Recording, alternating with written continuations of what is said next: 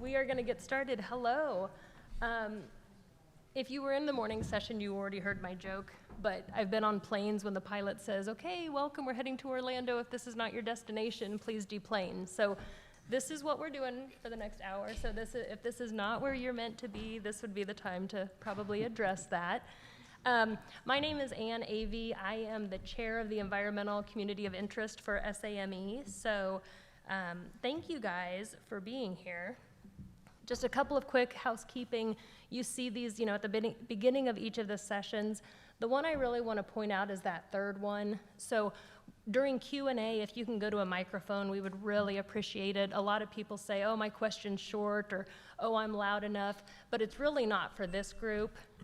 These presentations are recorded, so if you aren't at the microphone for your question, it really doesn't come through for the recording. So if you can please use the mics, that would be appreciated.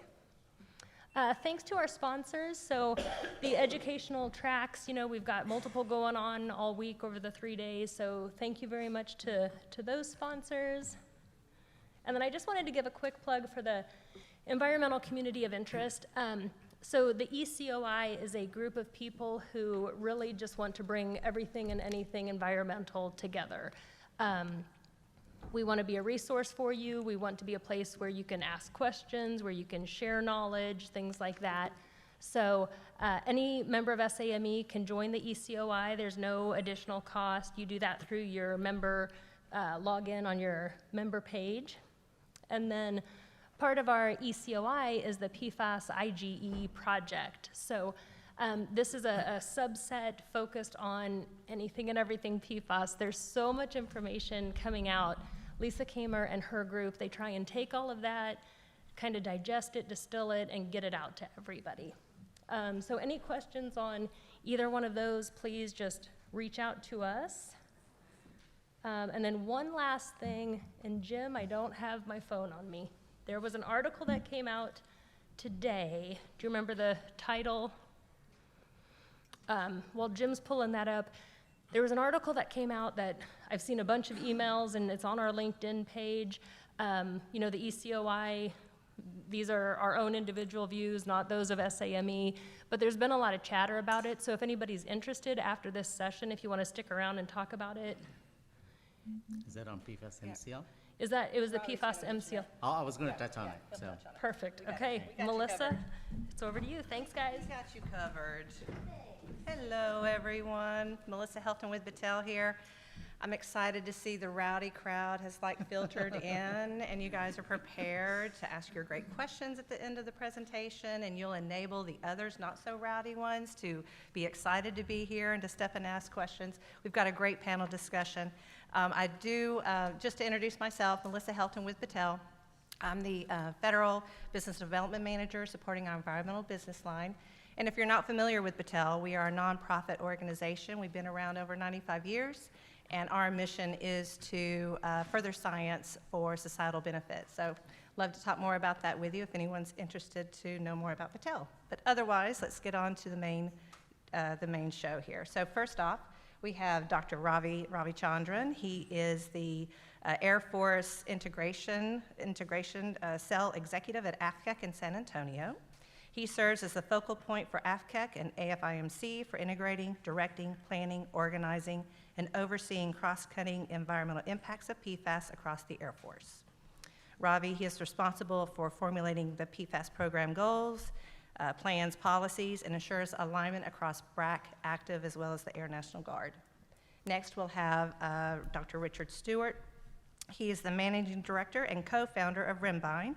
He has more than 25 years of experience in waste remediation and is recognized globally as an industry leader in PFAS. Richard has managed a wide variety of PFAS soil stabilization projects globally, including projects at several Air Force bases here in the U.S. And last but not least is Rob Singer with Bryce Engineering.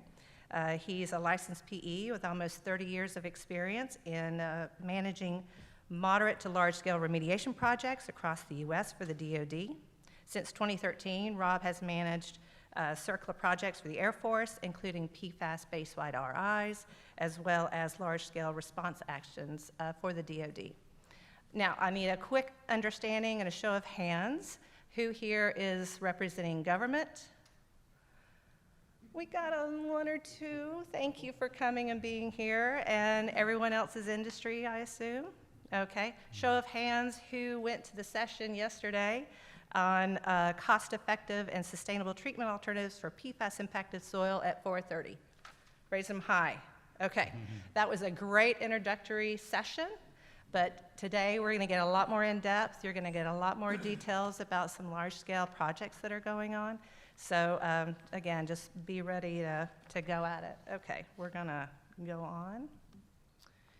Okay, we have one slide of fun facts for everyone. I am a scuba diver. I enjoy scuba diving. I've been doing that since the mid-90s. And then another fun fact for me is I took my first trip to Europe in March of this year with my son and his now fiance, who got engaged in Florence. So that was pretty exciting for us and our family. And so, Ravi, I want to hear about your fun facts. Tell us about your So North you're Pole. not supposed to put that Alaska thing up there. You just kind of spoiled my I'm joke. sorry. I'm so sorry. So I had the privilege of going to North Pole. You know, there's this place for Santa, and I even saw the Santa at the gift shop that day. And Did you sit on his lap? Huh? Did you sit on his lap and That's give no, that's Another story? confidential Okay, information. okay. But so anyway, so it's kind of so it's my bragging rights. I've been to the North Pole. Okay. But that's in Alaska, not the North Pole. true Okay. North Pole. But I have been to the equator for a mission trip. So Oh, kind of like that's in Uganda. So Okay. that's kind of. Rich, let's hear about yours. I'm a great Bob Dylan tragic. Yesterday I was in Minnesota and I went on a Bob Dylan trail up in Duluth and Hibbing, north of Minneapolis. I flew here last night and got here at 12:30, I think, midnight. I heard today that Bob Dylan's got a restaurant here in Louisville, and he's also got a bourbon of his own, so I'm looking forward to that tonight.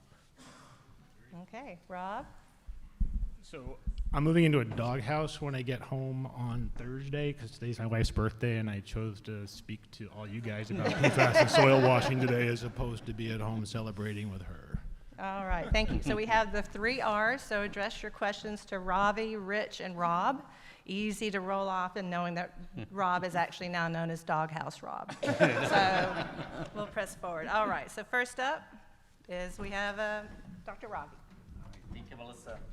So I just want to kind of, for those of you kind of, maybe some of you may be really in-depth into the PFAS, and some of it you may be just getting up to speed, but I was hoping to do a Air Force-wide program update on how we're doing on the PFAS on all different fronts, cleanup, compliance, all the different parts of the PFAS program, but I didn't get my abstract in time, so I just kind of lost that battle. So, but just wanted to kind of join, kind of partner with these 2 guys here. So we'll talk about what are some of the challenges that we are facing in the Air Force, and I think to some extent it's true across the DoD.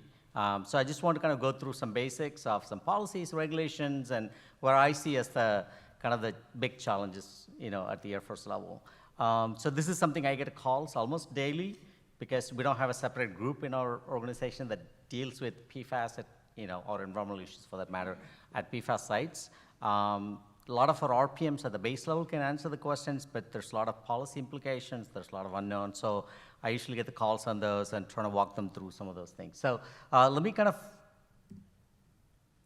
is this the, what I'm just gonna, okay.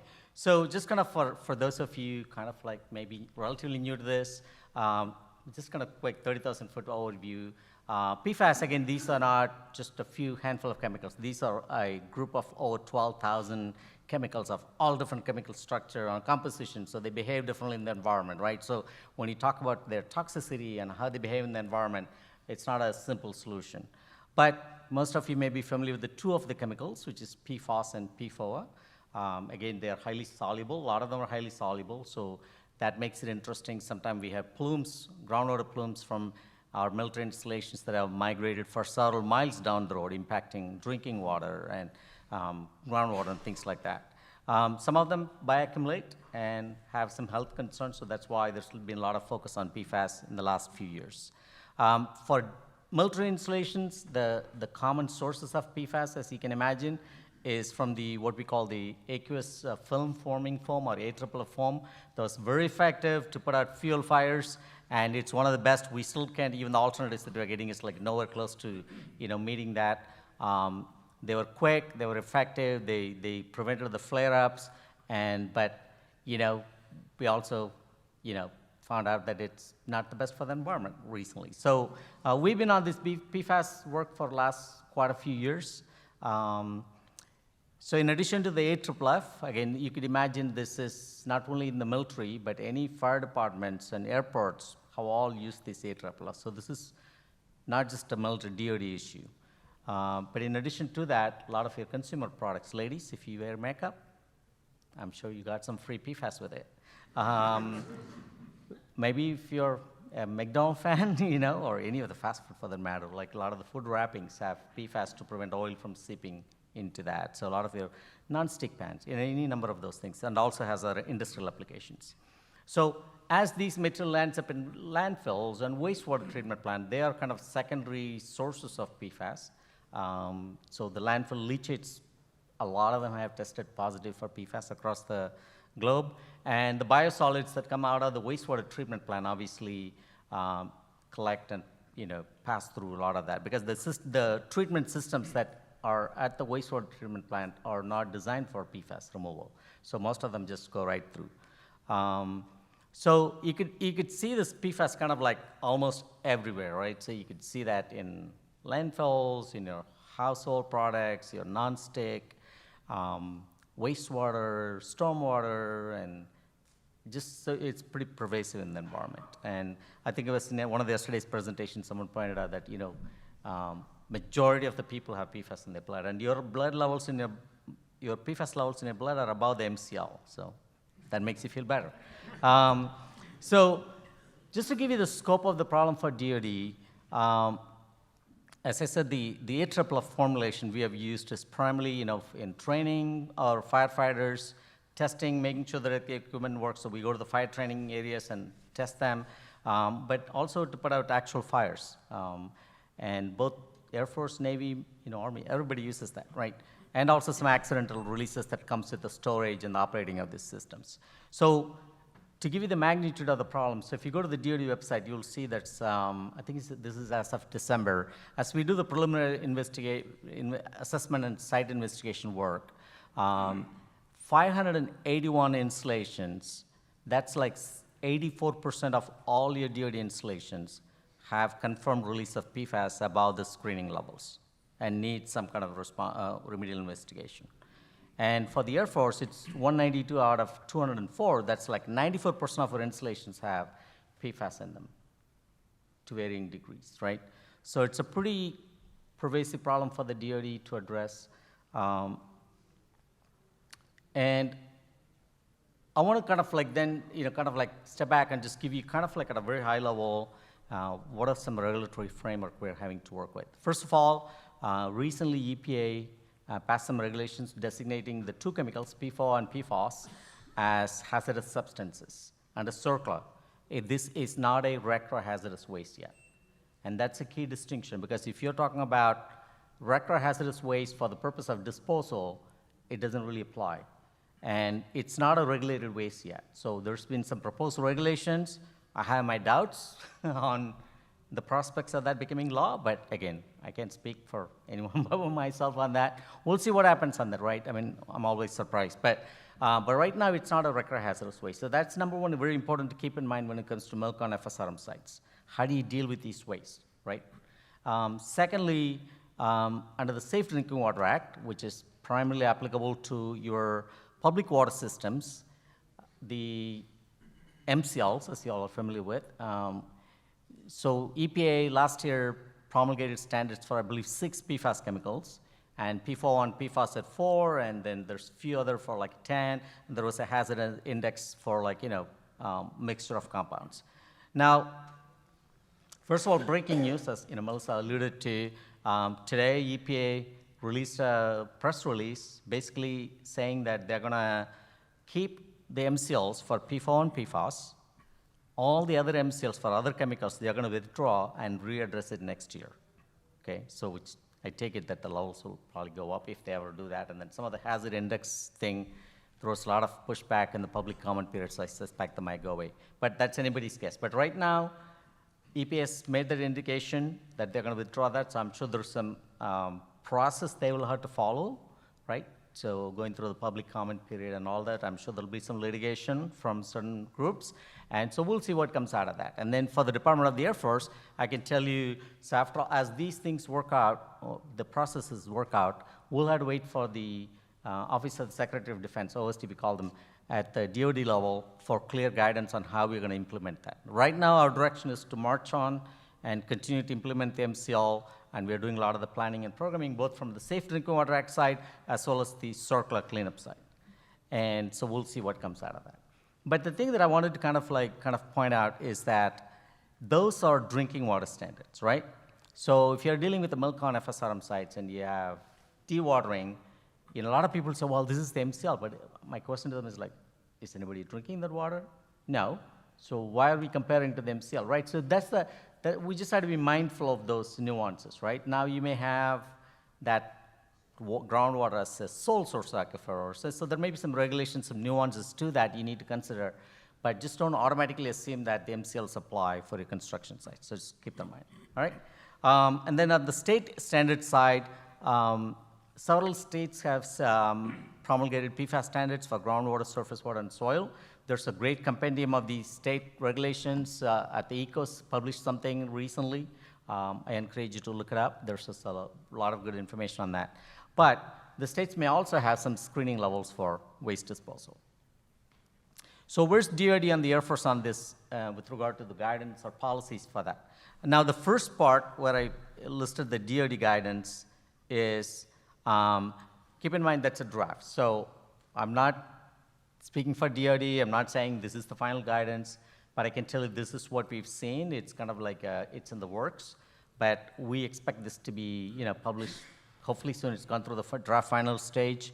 But really, kind of, it doesn't really say a lot other than some of the things I highlighted here. That is the emphasis for addressing PFAS in the planning process, right? Re-emphasizing that the military departments need to make sure that at the installation level, the planning staff, right, your installation planners, work with the environmental staff and look at, is this project at a PFAS site, known site or suspected release site, right? So using a checklist that AFCAC developed, DoD is using that for across the DoD. It's a simple checklist, but it asks the people to make them think, like, right, am I selecting a site that's potentially PFAS contaminated site?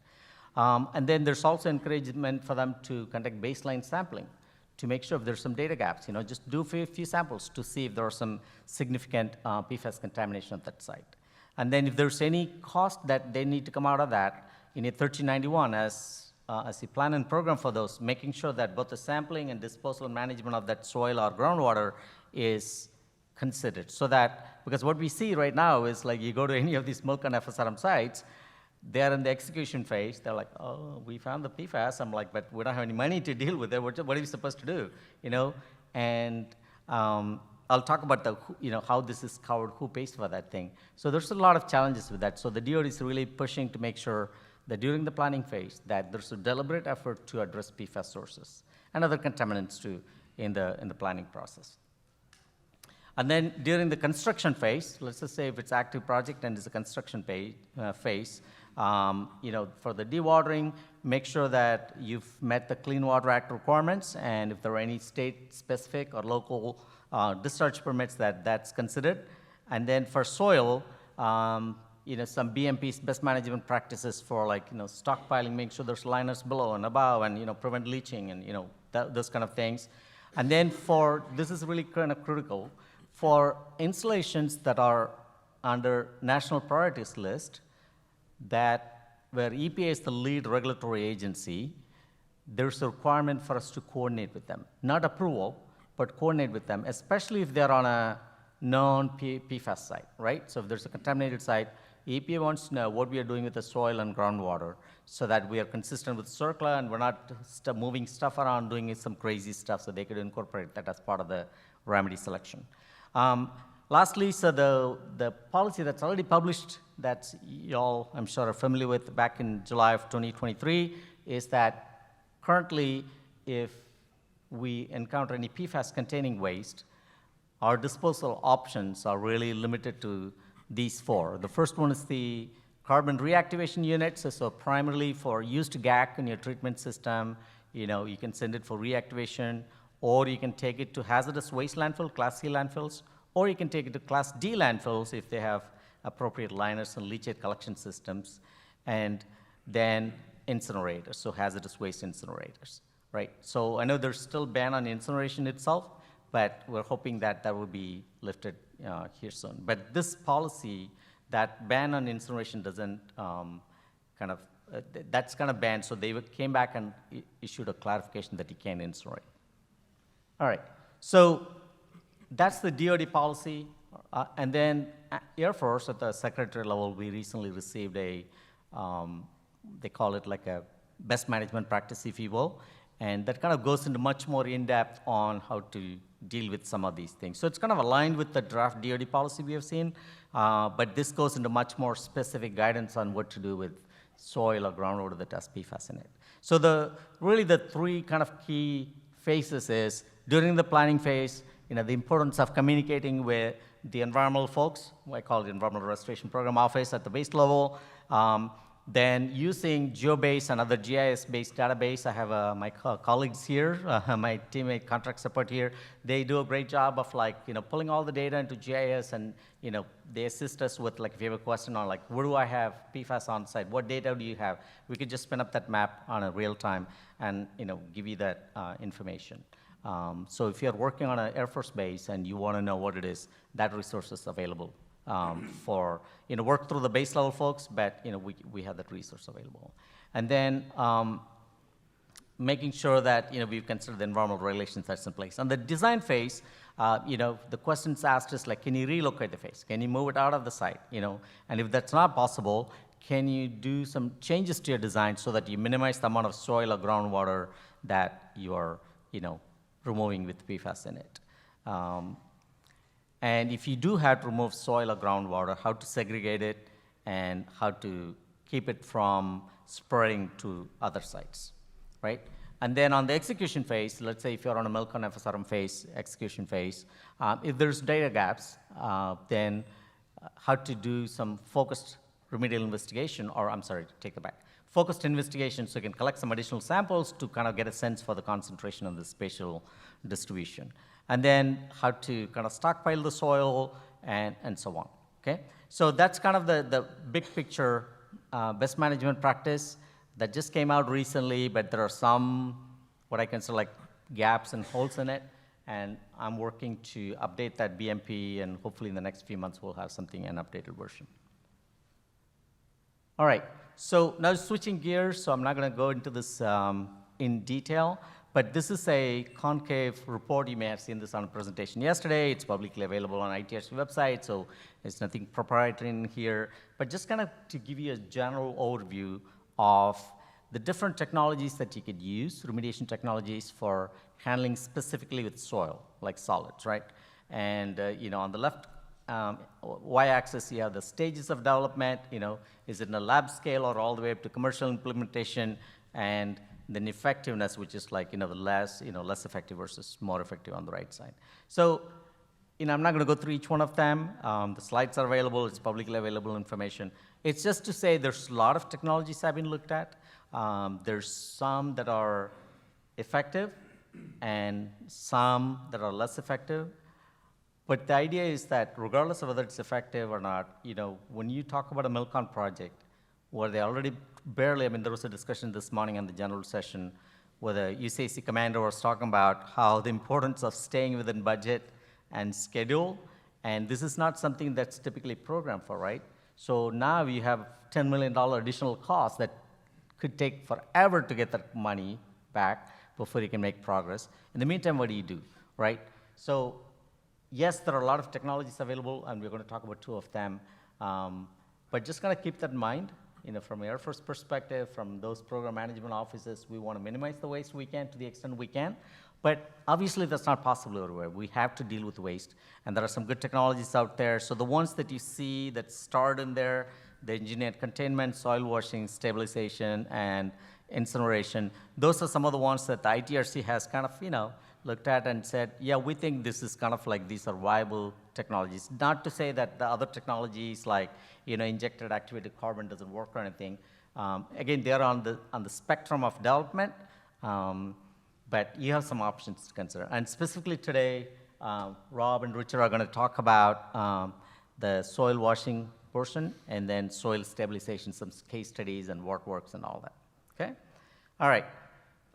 Let me move on to the MILCON FSRM discussion. So this is really kind of like mostly for government folks. I understand there's only a couple of you here.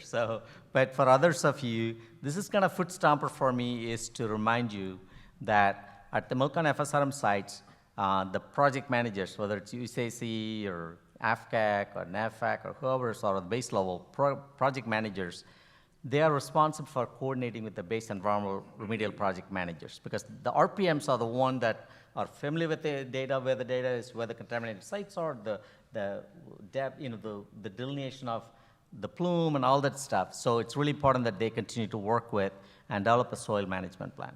And then for Air Force, our RPMs, remedial project managers, for those of you who are involved in remediation work, you know the terminology, they are responsible for managing the contaminated site. Even though your MILCON PM may be responsible for that project, but our RPMs are responsible to make sure that we comply with all the regulations and laws and things like that. So the importance of coordinating them is really critical. And then the cost, I mentioned this earlier. Any cost for sampling or managing of the, I loosely define as waste, the soil dewatering that comes out that has PFAS in it, you will have to, that has to come out of the MILCON FSRM funding. Restoration will not fund it. EQ O&M funds cannot be used. It has to come from MILCON FSRM. That's in the policy, the DoD policy that's coming out as well. There are also existing policies that speaks to that, so it shouldn't be a surprise. And then making sure that the design and construction contractors comply with all regulations.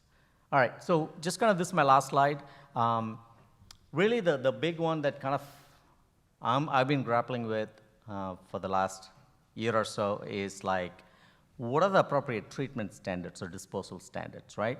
Because if you think about it, under the cleanup concept, in the circular framework, you have what you call like RSLs, regional screening levels. Those are your starting points. Anything below that, you don't have to do anything above that. You go into RI, you do remedial investigation, you do risk assessment, you develop site-specific cleanup goals. We don't have something like that for the MILCON, right? So what is it? Should we be using RSLs? If you do that, any place you touch, you're pretty much going to find PFAS, right? Because there's a lot of background PFAS as well. So just kind of keep that in mind. RSLs and MCLs are not cleanup standards. So what is the standards we use, right? So that's where I've been working with in my office and a couple of folks, see if we could just put some guidance out there. For those of you who work in the circular cleanup will know this really well, right? You can do risk-based cleanup methods, like you can do screening level risk assessment. So if there are some innovative ways like that you could do a quick desktop exercise with the data that you have and develop some screening level risk assessment and say, hey, we don't have to take this soil off base because it passes all potential exposure scenario. You could reuse the soil. We would love to hear that in your proposal, right? Because that shows innovation, that shows cost reduction. That's something that we can use it as a basis to say, yeah, let's do that. There's no point in hauling off, millions of tons of soil off base, right? So at that. And then in limited cases, can we return soil or groundwater to its original place? Yesterday, Dr. John, is it Christ, or how do you say that? Is it Chris, sorry. John Chris talked about the modeling, right? Maybe that's something we need to consider. That's another tool in the toolbox, right? We could use this at these MILCON FSRM sites to see if there has been any, would it leach to the groundwater? If that's your primary concern, if it doesn't leach, maybe it's okay to leave it there, right? Maybe do some monitoring over long term, but it's okay. But, doing that kind of additional innovation and things like that would help us a lot to make site-specific. Our goal, and I'm sure your goal, is to do your MILCON FSRM project on time, under budget, But I think using some of those kind of like, science-based decisions will help us to kind of move the needle forward. So I'll stop with that and turn it over to you, Richard.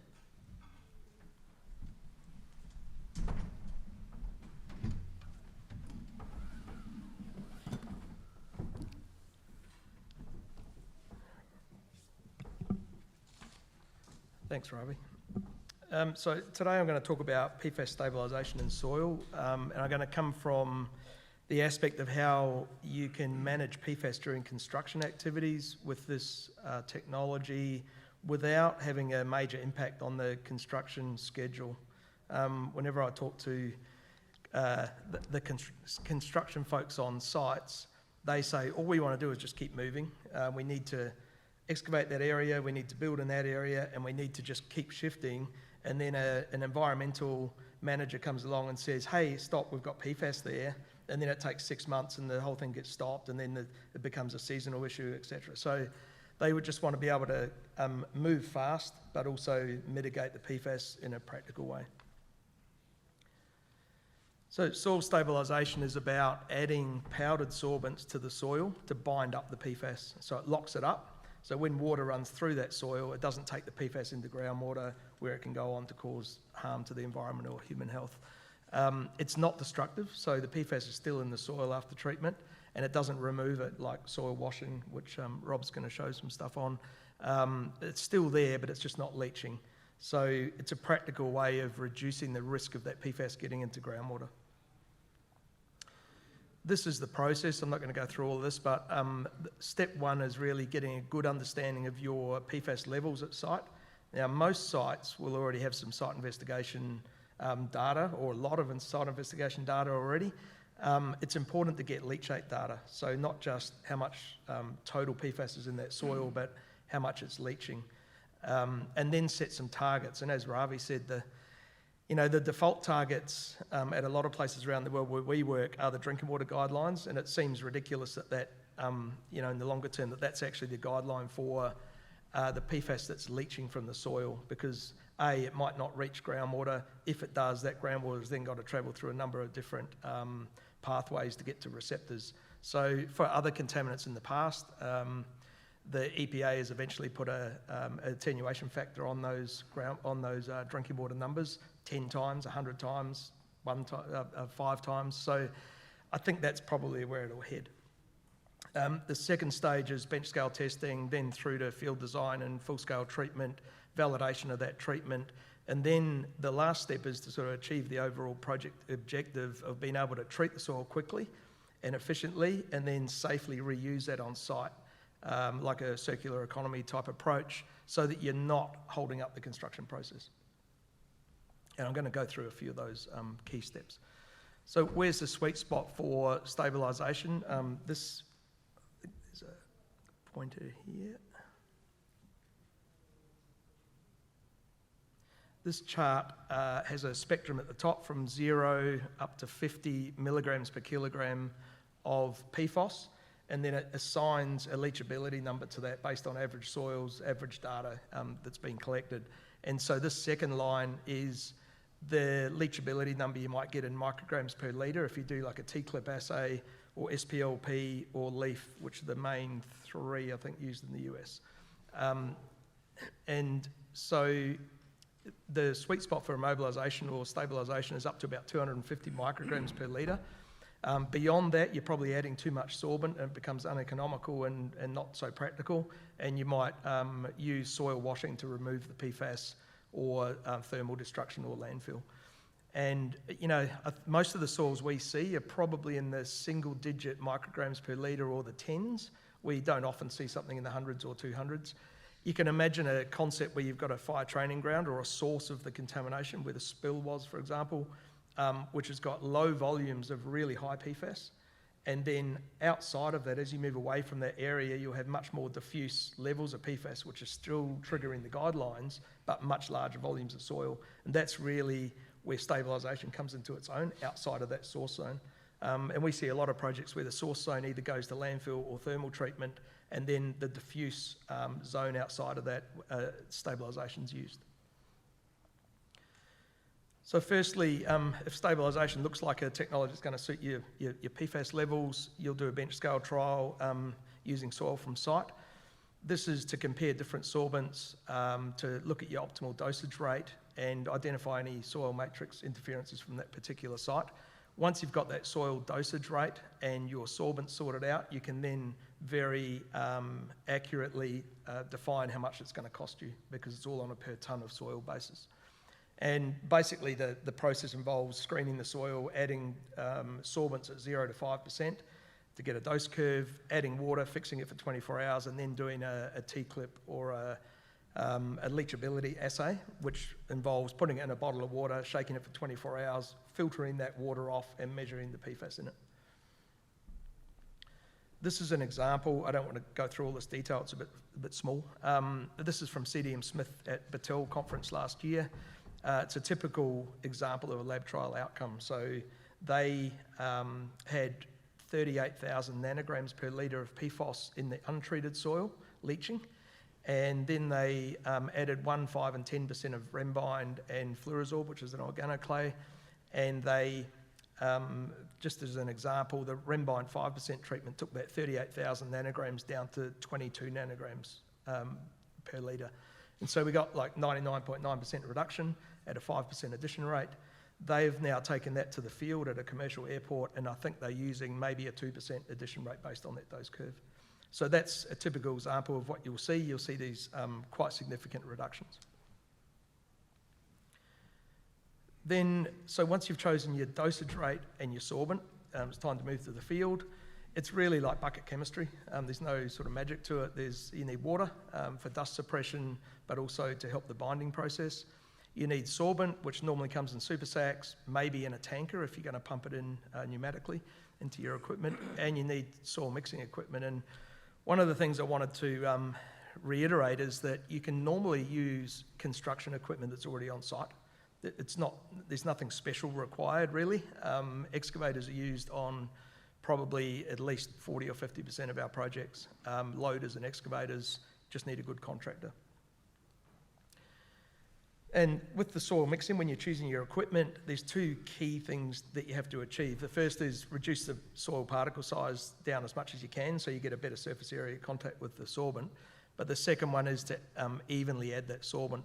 And a lot of contractors I see get one of these right and not the other, or the other way around.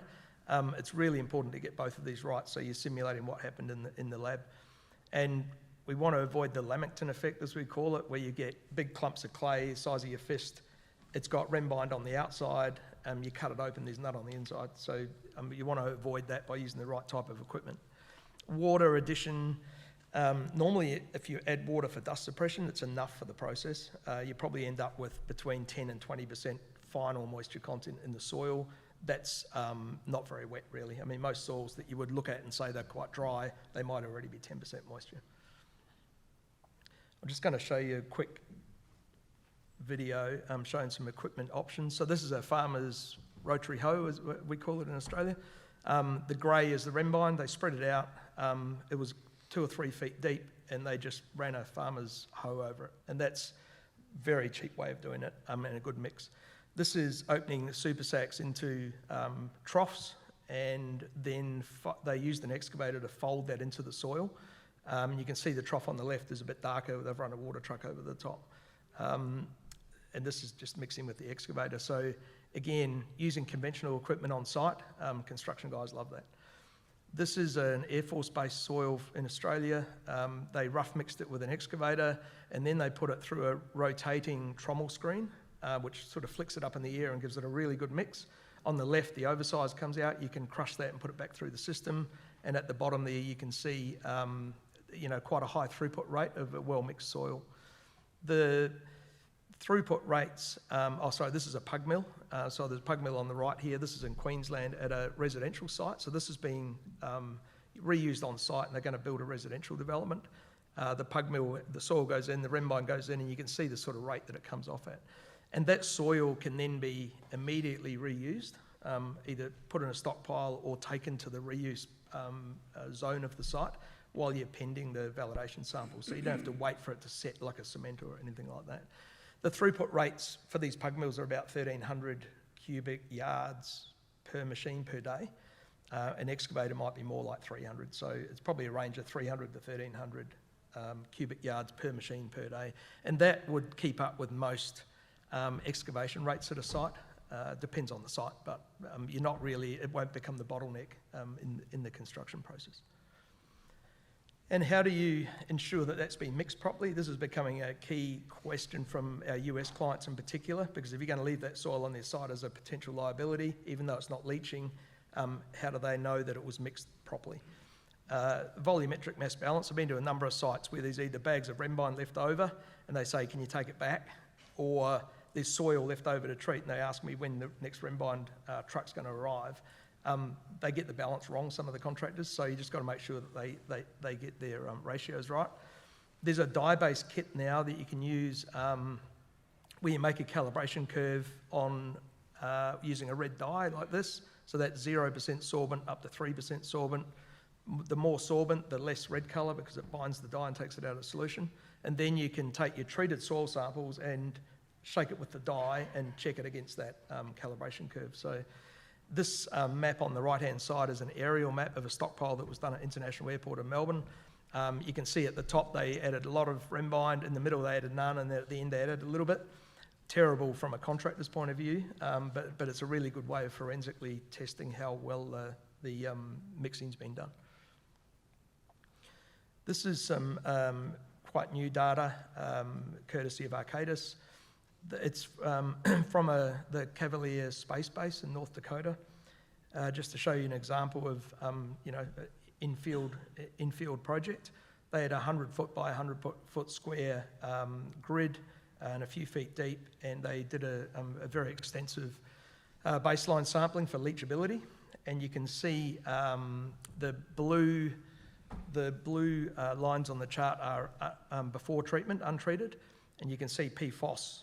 Sorry, this pointer's, yep. The PFAS is up at 10,000 nanograms per litre to start with, and all the other PFAS compounds are there at reasonable rates as well. This is a log scale, and you can see that the coloured bars, the right bar, which is the yellow one, is the latest time point. They monitored this over 17 months from when it was mixed, and the yellow time point over that 17 months showed that there's basically no change in the leachability.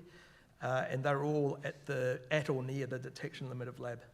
So these are huge reductions because there's a log scale. They're going from 10,000 down to between 1 and 10 for PFAS. And that continues to be stable. And we've done a lot of long-term stability work over the years that's mostly in the peer-reviewed literature now. If you want any more data on that, I can show you, but I haven't got time to show that today. Cost. Good salesmen don't show cost or price in their slideshow, but everyone keeps asking me, so I did an average industry cost just to compare it with other technologies. You can see at the bottom here, between 1 and 2% addition rate, you're looking at between $55 and $100 per tonne of soil. So it's US dollars per US tonne of soil. And you can obviously compare that with landfill or soil washing or thermal, etc. It doesn't include costs of dewatering. It doesn't include costs of site investigation analysis or validation analysis, but those would be costs that would be incurred regardless of which technology you're going to use. So in summary, stabilisation is now seen as a proven technology for field implementation by ITRC, and I think the Air Force rated a 7 out of 9, Ravi, something like that, in terms of maturity for field. It's very practical. You can use it without holding up the construction process significantly. You've got efficient rates, throughput rates, and it's non-disruptive, so you can actually start using that soil and moving it around the site as soon as you've treated it. So with that, I'll end.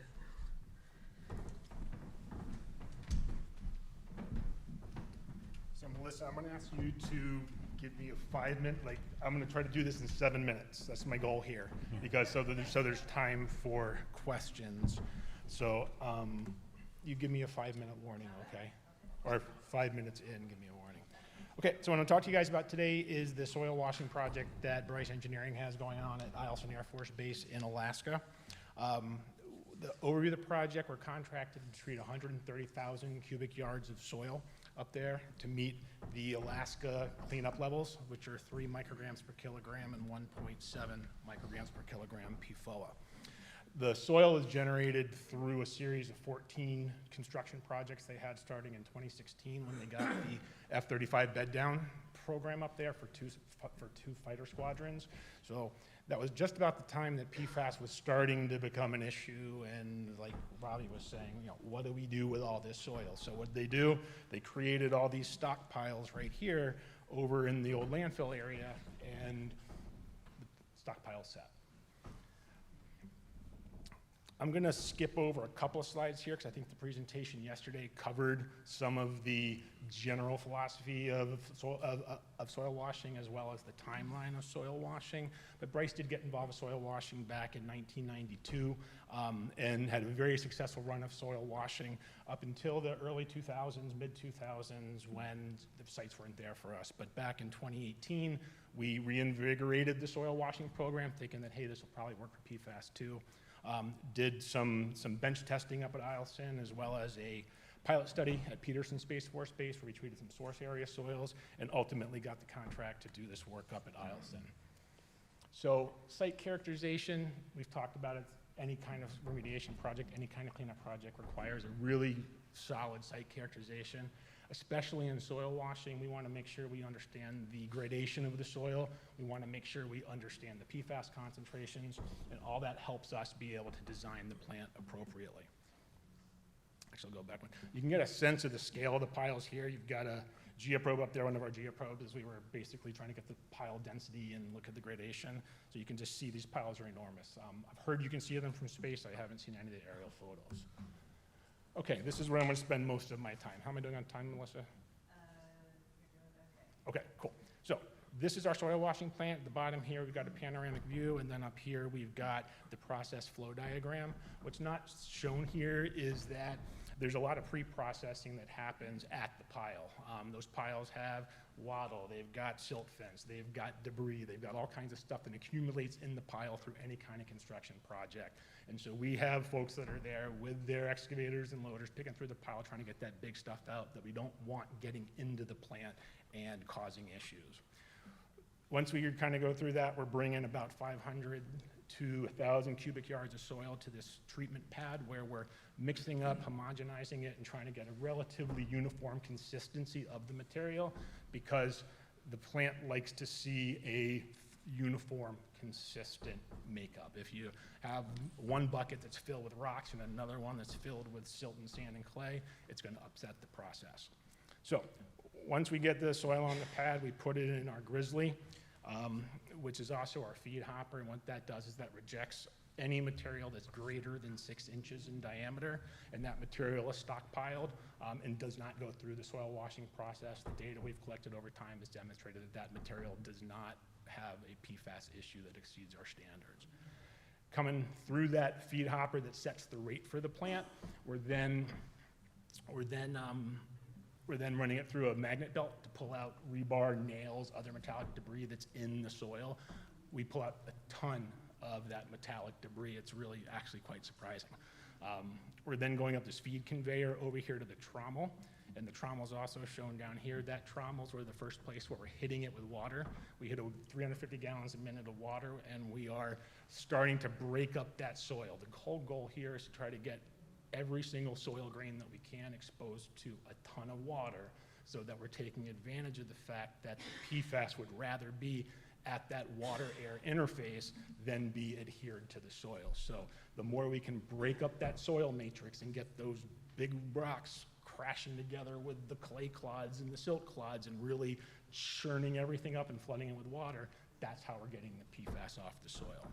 So as it goes through the trommel, anything greater than 3/8 of an inch is rejected and goes down this conveyor here, and that's what we call our oversized material. And we'll show some pictures in a couple of seconds here that show what that material looks like. It's basically your rocks, and at that point, the rocks have been washed, and the data show that they are clean, that they meet our cleanup levels.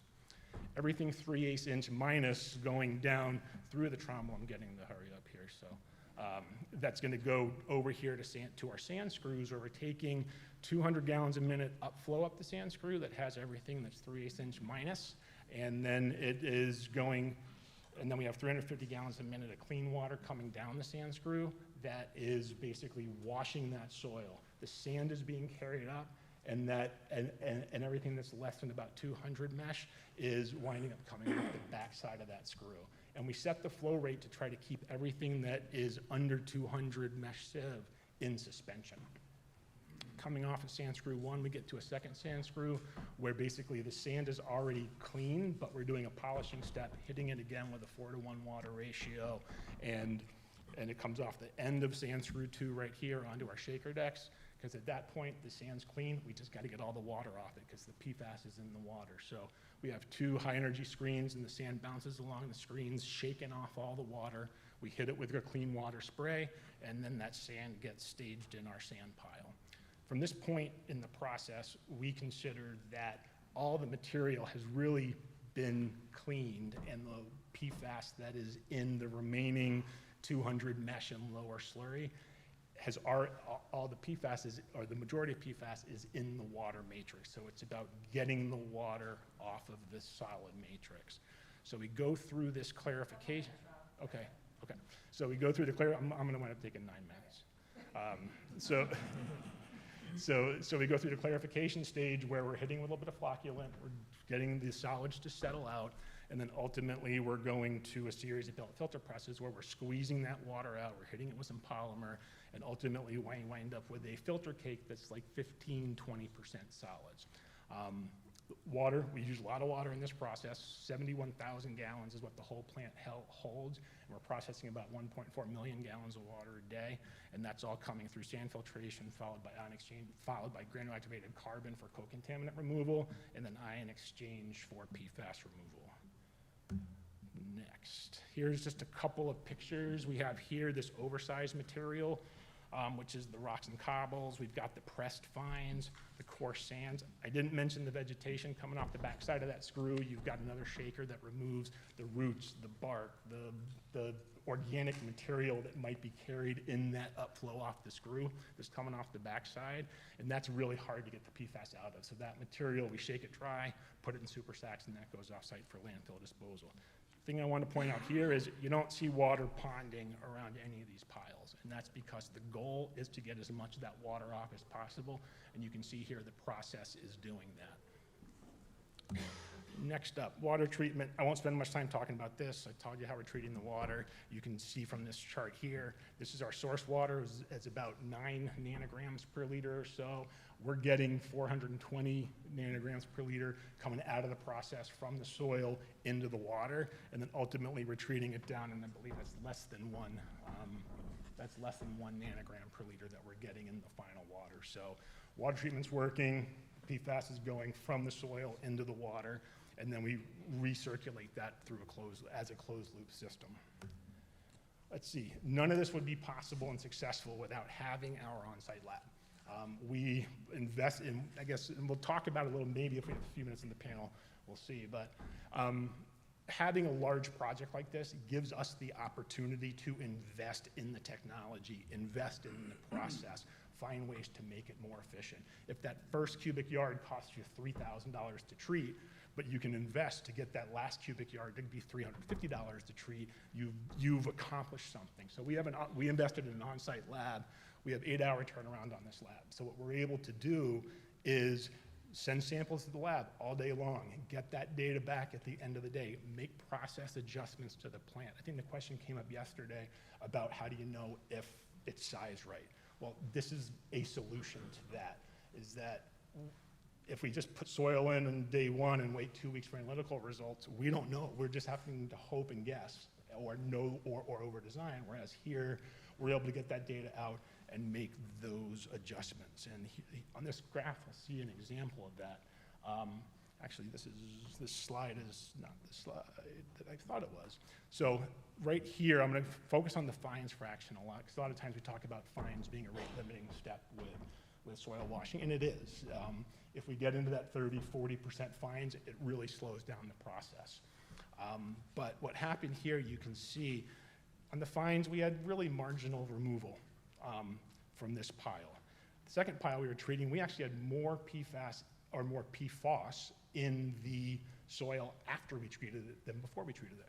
And so we used the lab to figure out that what the problem was, where we were backwashing our carbon and our sand into the head of the clarifier which made sense at a moment because we'll settle out the material for backwashing, but that water had such high PFAS concentrations that it was basically recontaminating the clarifier. So within a matter of days, we were able to discover this problem. We readjusted the system, and ultimately we got much better removal. And what's not shown here in the graph that should have been in here is we actually, coming through the process, we had the 71%, but then we did a second wash of the fines, introduced some more aggregate into it to, again, get that churning and abrasion going, and we were able to get 266 tons of the fines down to below the cleanup levels. So again, couldn't have done that without the on-site lab. What is that next? Daily production rates. Okay, I'm gonna go right to cost because that's what everyone cares about. So this is our this is our cost curve. And what's important to realize here, two biggest factors when we're talking about soil washing is volume of soil and quantity of fines. The more fines you have, the slower the production rate through the plant, and the more and the higher the cost. Plus, a certain amount of those fines need to be disposed off-site or have some secondary treatment process. The more material you have, the more you can spread those initial costs out in terms of mobilization of the site. 350 to 650 per ton is what we're seeing live, real-time out there. We've had a lot of different characteristics of different piles. We've had piles with 10% fines, we've had piles with 20, and piles with 50% fines. So we've been able to develop this costing tool, and it's all-inclusive. It includes all the project management time, the laboratory time, the reporting time, everything involved with successfully executing a project. So these costs are not costs that are simply comparable to like landfill T&D, where when you have 500 bucks a ton, which is a commonly used number, we're just saying that's the cost to get it on the truck, drive it to the landfill, and tip it at the gate. These are the full costs encompassing for a project. So I think from a MILCON perspective, these are planning numbers that can be used. This is kind of the wrap-up slide. So we've treated 37,000 tons of soil to date during 2 months in 2023, and then 4 months in 2024. We're just starting up, I think, next week for the 2025 soil washing season. We have that limited window in Alaska. Let's see, what do we got? Reduced the volume that was above the Alaska cleanup levels by 83%. And let's see, they've used 4,600 tons on site for road sand in the winter that saved them some money. And what's nice is that by having the lab and by having this enormous opportunity to deal with soil, we're getting opportunities to try different blends. We're getting opportunities to try additives. We can do bench scale testing in the lab and then go run a couple of batches trying something else out different. So I think this quote of perfection at the end made it good. So much time and energy is in the PFAS world is invested in trying to find those perfect technologies and prove them out. There's so much time spent in the lab and in these pilots. This has been a great opportunity for us to look at a big project, and we're doing good, and we're working towards perfection as opposed to trying to get perfection before we start implementing. So it took more than 7 minutes, but that's it.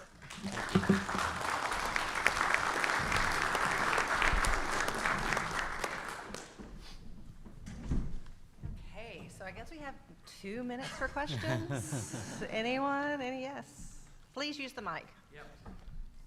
Hi, I'm Walid Qazi with ECM Consultants. Question for Robbie.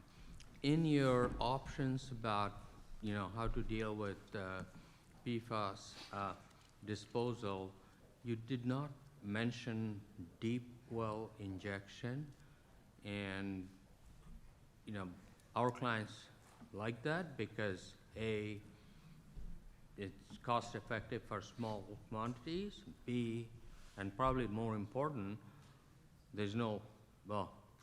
hopefully there's no long-term liability because if they're injecting it, mile, 2 miles deep, who's gonna figure out the responsibility for that. So just wondering why you Yes, so good question. So that chart of all the comparative technologies, it's from Yeah. public source, but that's for solid, so it doesn't address groundwater or water. So no. That's just a soil thing, yeah. Okay, all right, no Yeah. problem.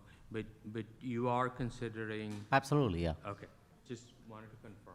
Yes, sir. Thank you. Sean Malin with HRP Associates. Richard, how much does the additive increase the volume? Is there a standard ratio of, it doubles it, Yeah, most of the additives are added at roughly between 1% and 2% by weight, but the additives themselves are sort of 0.5 tons per cubic metre. So you're probably increasing the volume by 2 to 4% Oh. in an average scenario. Yeah, okay. yeah, so it's And- not much. Yeah. Yeah. And was there a recycling of the water component to the plant? Yeah, so it's a closed loop system. Okay. So we've had, it collects all the rainwater Mike. that falls, sorry. It collects all the rainwater that falls on the pad too, so we have had occasional need to discharge because the volume gets too much, but in general, it's a closed loop system, so all the water that's treated is then used as the clean water for the washing operation. So that large volume of water that you mentioned that's it? It just- Yeah, so it's 71,500 gallons of water that's circulated through the plant 20 times a day. Jay? Hi, Jay Mullet with LATA. If you're using or deploying soil washing as part of like an ongoing construction project, could you use that same process for dewatering of, groundwater or stormwater and use it in your system by adding additional water? Yeah, so basically, again, it comes down to the planning of the project, and if you were planning around soil washing in your construction project, then the big variable is getting regulator buy-in for discharging the treated water without having to hold it. I think most folks here that have worked on PFAS projects, regulators can be very nervous about letting you discharge water without having that hard analytical data that says, yeah, this is okay to discharge. The plant can handle it. The issue is getting that discharge, and the fact is that everything we're using, the carbon, the resin, there's so much documentation out there in literature about number of bed volumes for treatment and everything that it shouldn't be as hard to sell as it often is. Thanks. Yeah, Bill? Yeah, Rob, quick question. So what was the soil used for after you finished your soil washing? I saw a portion was used for roads, and how about the bulk of it? Yeah, so right now it's sitting there as aggregate available for the base. In the end, it can be used as an engineered fill. You can combine it to whatever spec you want. There is this challenge, I'll say, that because the process breaks apart these different fractions, then we've had regulators express a concern that if you're taking these fines that have higher concentrations above the cleanup levels and you're mixing them back in with everything, then you're essentially diluting.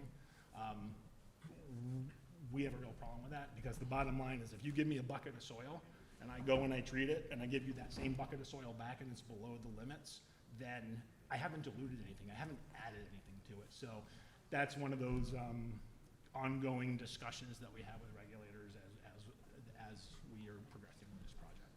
Jim? But- Sorry. Any other Trying to get as many questions? as I can in. Any other questions? I just have a comment. So, yeah, I'm Jim Carter with Emacs Laboratories. I'm also on the ECOI Steering Committee, and to follow up with Dr. Ravi's announcement, I'm sure most of you saw the news, but PFAS and PFOA MCLs are going to be unchanged, but the other four are going to be rescinded. Those four chemicals include the Gen X, the PFHXS, PFBS, as well as PFNA. So those MCLs are going to be rescinded by EPA. So, And I have just one quick question for you, Rich. So can you talk about whether you would recommend adding cement into the process of using Rimbine? And when would you do it and why would you do it? Yeah, this relates a little bit to the question about the reuse of the soil wash soil as well. So clients always ask us, they see data with Portland cement plus a sorbent, and they assume they have to use Portland cement. we recommend against it because it pushes the pH of the soil up, which means that the PFAS becomes more likely to leach off the soil because of the charges. Where you would use it is where you're going to reuse that soil under a construction of a building, for example, where you have to do your unconfined compressive strength tests. You might add it for that reason, but you don't need to add it for the reason of increasing your performance of PFAS binding. So most of our projects, probably 60 or 70% of our projects have no Portland cement. It's only the ones where they're doing like building a building or something on top of it. So. Okay. Thank you. I know we're over. Thank you for your patience. Thank you for staying late, and thank you to the 3 Rs for the great panel discussion. Thank you.